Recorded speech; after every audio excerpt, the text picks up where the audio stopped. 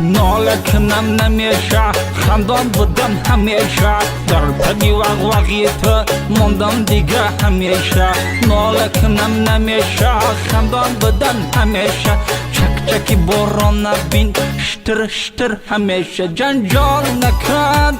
دلمت گرفتی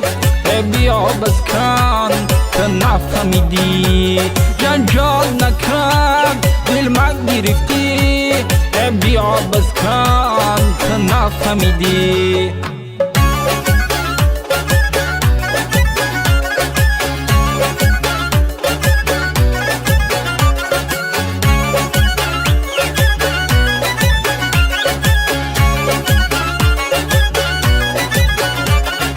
کاش که دانم چی کار کردم کاش بدانی تو دردم یادی تو بارم از غمی تو من شوا بدارم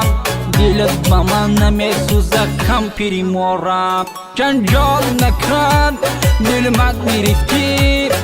بیا بس کن که نفهمیدی جنجال نکن دلمت گرفتی بیا بس کن که نفهمیدی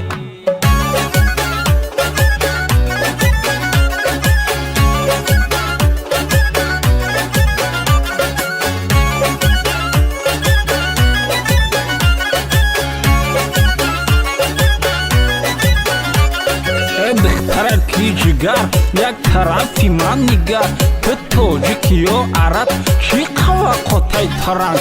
بختره کی جگر یک طرفی من نگر که توجیکی و عرب چی قوا قطعی ترن ناله کنم نمیشه خندان بودم همیشه در پدی وقوقیت موندم دیگه همیشه ناله کنم نمیشه خندان بودم همیشه چک چکی باران نبین شتر شتر همیشه جنجال نکن دلمت گرفتی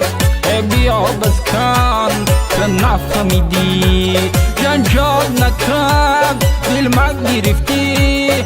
بیا بس کن که نفهمیدی